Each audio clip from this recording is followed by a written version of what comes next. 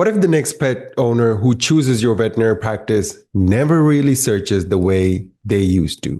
Instead of scrolling through 10 websites or comparing multiple clinics, they may now be asking an AI assistant what to do, where to go, and which practice to trust. And that shift is changing the veterinary client journey faster than many practices realize. Welcome back to the Veterinary Business Podcast. I'm your host for this session, Don Adeesha, and joining us for this conversation is none other than our very own co-host, Naren Arulrajah, CEO of Ekwa Marketing, founder of the Veterinary Business Institute.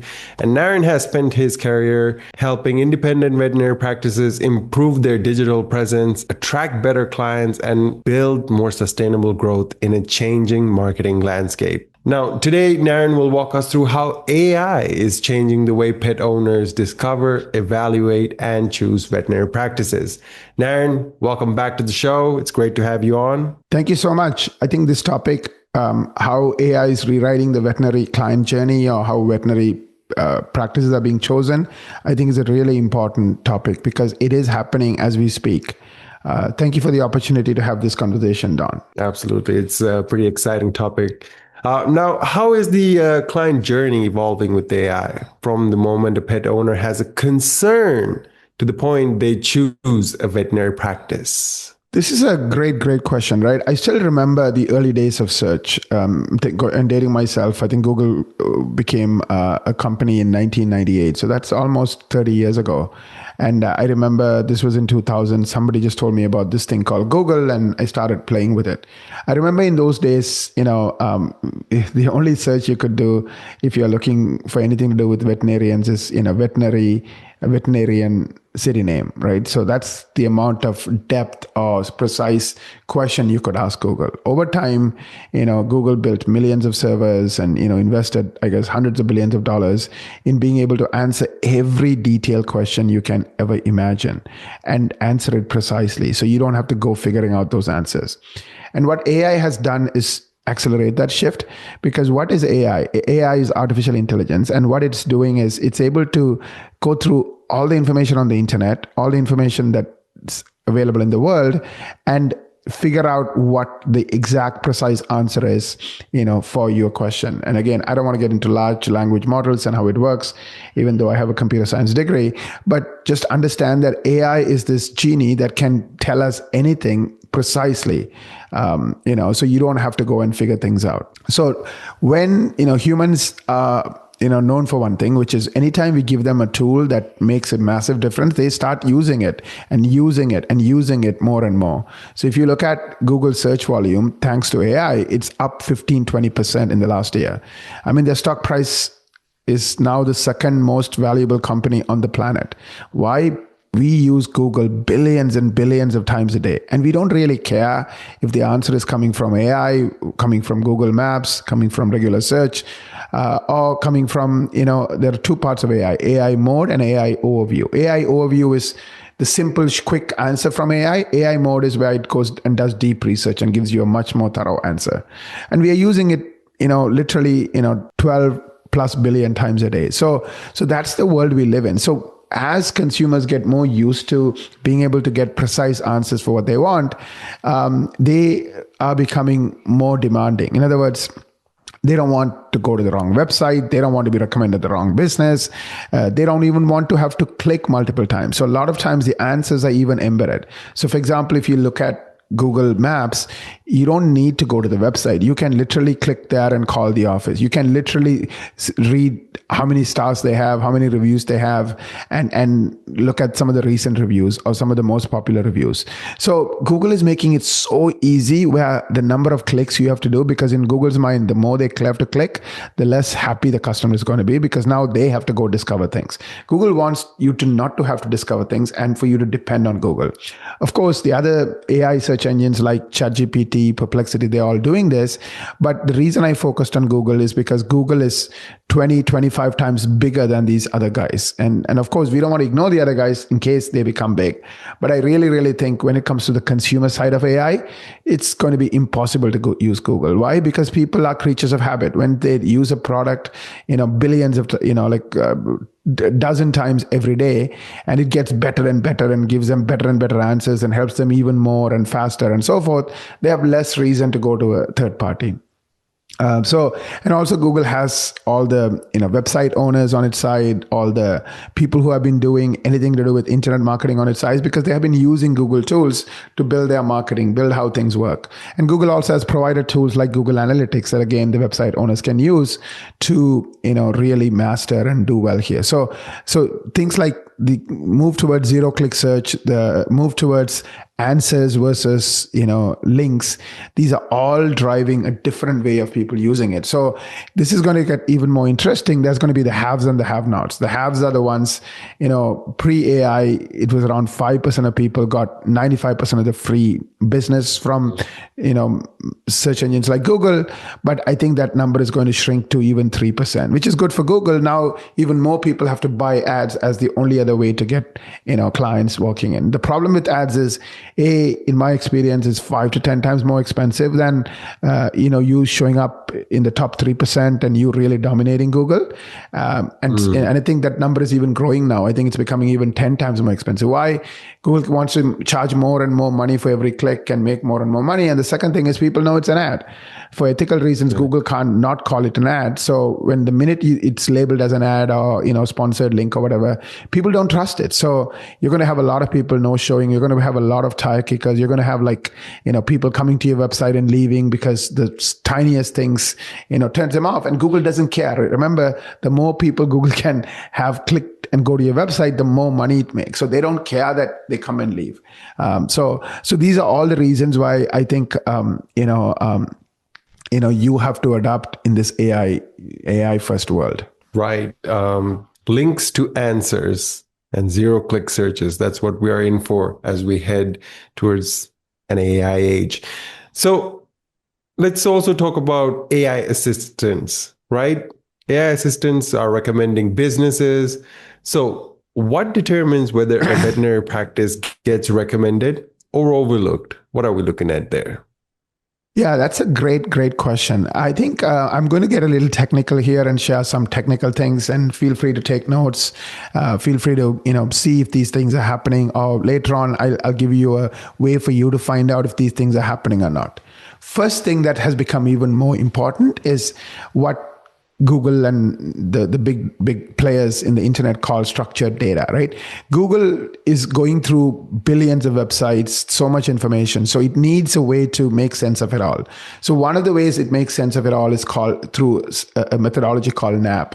NAP stands for name, address, phone number. There are many websites on the internet like Yelp, like CitySearch, like Google, like Facebook that have listings of businesses. So they have a name for your business, they have an address for your business, and they have a phone number for your business.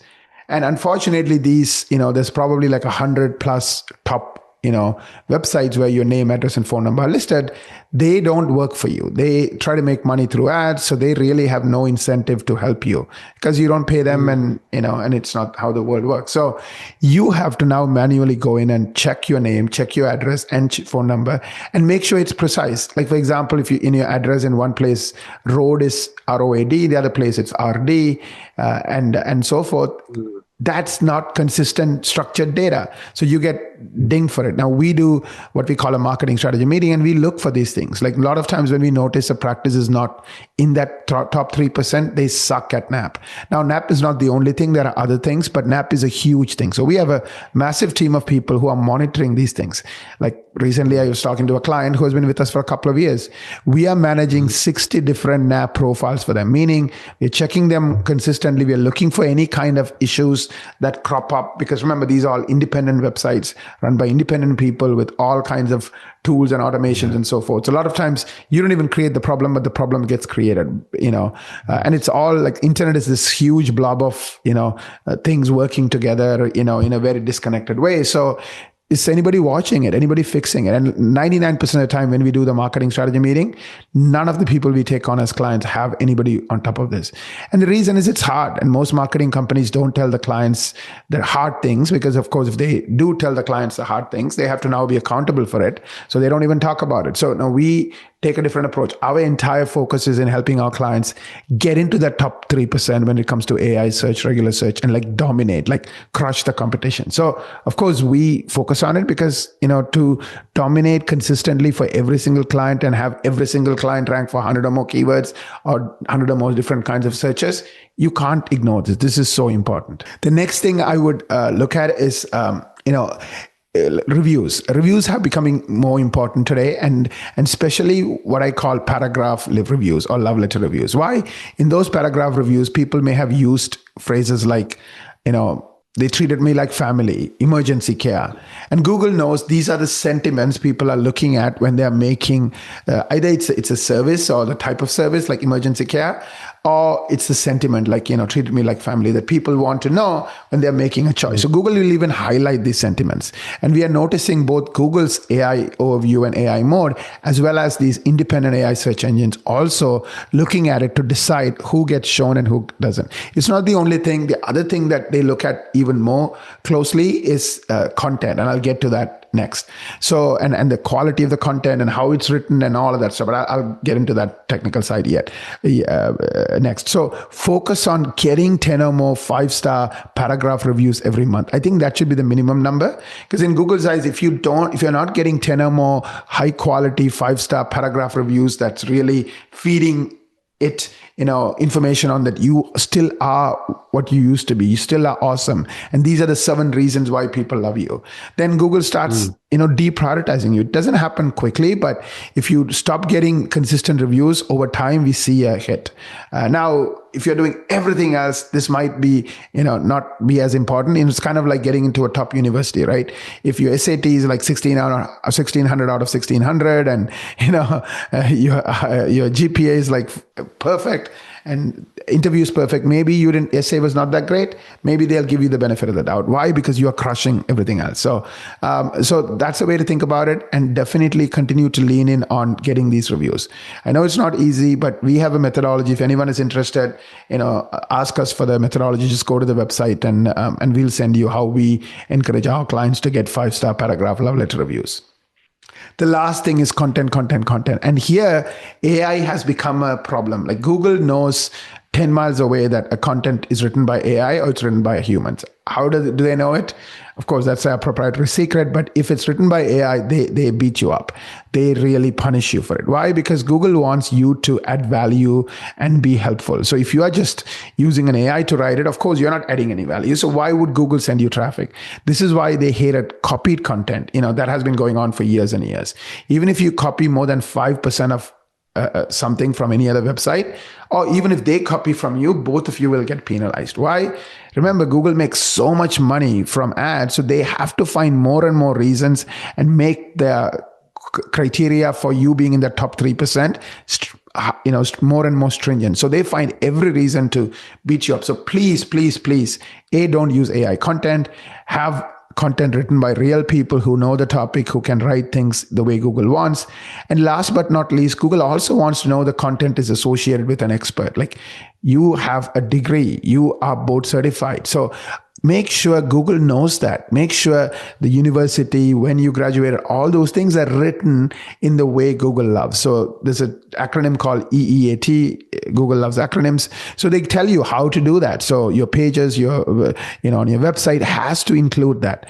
The other point I would make is when you're getting extra education or qualification, try to get it from, universities. Why? Google believes that universities have been around for a long time and therefore must be good, versus some person who ran a weekend course that Google really has no way to verify if they are an expert or not, right? So unfortunately, that's a bias that helps universities. I'm not saying universities are better or not. It's just that it's a reality we have to deal with. So continue to create original content, continue to publish them, make sure it's not AI driven, and make sure it's linked to your qualifications the way Google wants it linked. That's great news for a lot of our listeners, our DVMs, who already have that credential to their name. You can, make even more better use out of it through publishing real original content. Now, Naren, how should practices rethink their website and content strategy to stay relevant in an AI-driven discovery environment? That's a great question. So, in an AI driven environment, what are the no-nos, right? I already talked about one of the no-nos, which is, using AI generated content or copied content. You do this, you go to jail. Forget it. You're not going to be seen. You're going to become invisible. You become, you get blacklisted. So, and the other mistake that people make is they try to focus on one particular page or one particular keyword. Now, Google used to look at every page individually. They had something called Google Lighthouse score. They gave that score. Now, Google replaced it with something called Google CRUX. Now, Google CRUX looks at your entire website and looks at if the entire website, it's almost like all or nothing. If your entire website doesn't comply with everything Google wants, you get penalized and you are not found. Why is that? Google realized that people, want context, want everything to be, making sense. So it's looking at your entire website. Is it loading fast? Does it have, detailed information? I'll get into the nuts and bolts. And if you don't have those things, it'll punish you. So the first thing is, focus on the user and what they really want. Don't try to gimmick Google by focusing on keywords, right? So a lot of people make the mistake of, just focusing on keyword versus being useful and giving people information on the topics they are interested in. So the people who do the right thing and do what Google want rank for hundreds of keywords. Every one of our clients, before the 12 months is out, is ranking for minimum 100. And today I have clients who rank for 600, 700 different searches and different search phrases that are very, very popular on Google. So this is what's called long tail. So when you focus on intent, you do end up dominating, not just like, let's say for a particular type of care, 30 different phrases or keywords and searches related to that. And you become overwhelming. And of course, when people see you again and again, this is why the top 3%, their cost of acquiring a new client is literally 10% of acquiring a new client with the alternative, which is Google Ads.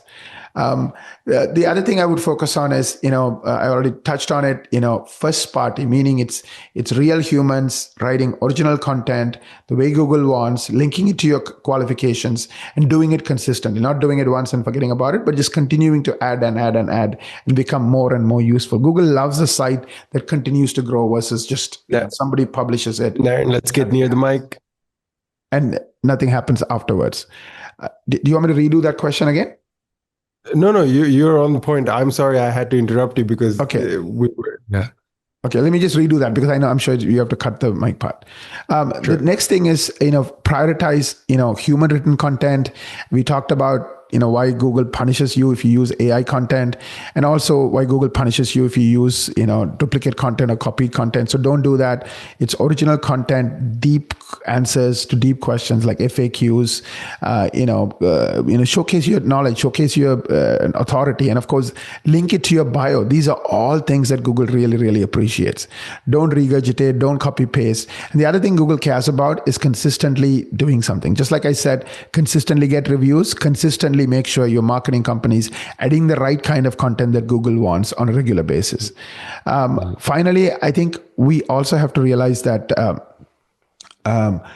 if you are transactional and you are targeting this keyword or that keyword, you get penalized. And you want to make sure it's much more focused on making your consumers happy, giving them what they want.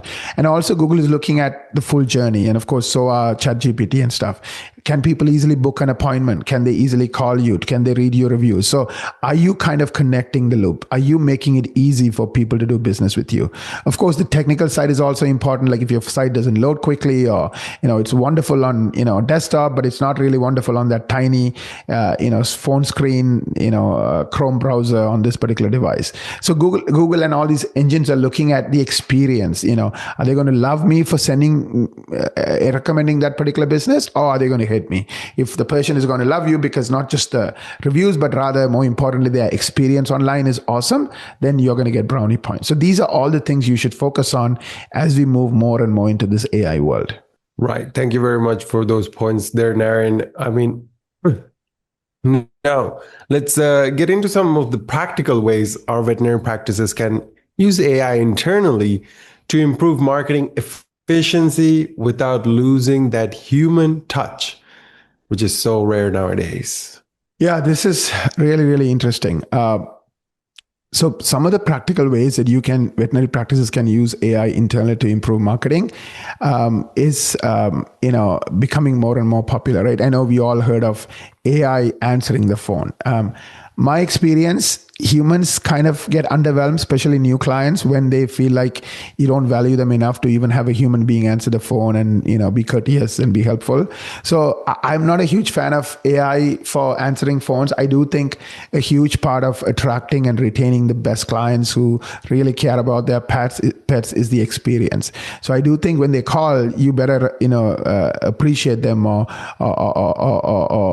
honor them by answering the call with someone who knows what they're doing and who knows how to be courteous and who knows how to build a relationship. So there are some places where I wouldn't use AI.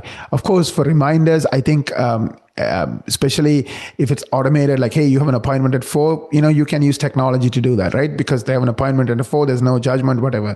But when it comes to real meaningful communication, you could use AI to draft emails. Let's say you have a client who hasn't showed up for a while. You want to send a nice text message and you want to personalize it based on what happened. You could use AI to draft it, but I wouldn't trust AI to send it. I really think a human has to read it, make sure it's making sense, because the problem is when AI makes a mistake, it's your fault. It's not the AI's fault. You can't say, oopsies, AI messed up. They blame you, the practice owner. So I really would have humans reviewing anything that is customized that's created by AI.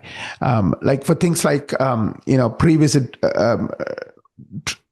routing, you can use AI tools to help staff classify and organize inquiries and all the other stuff. But be careful.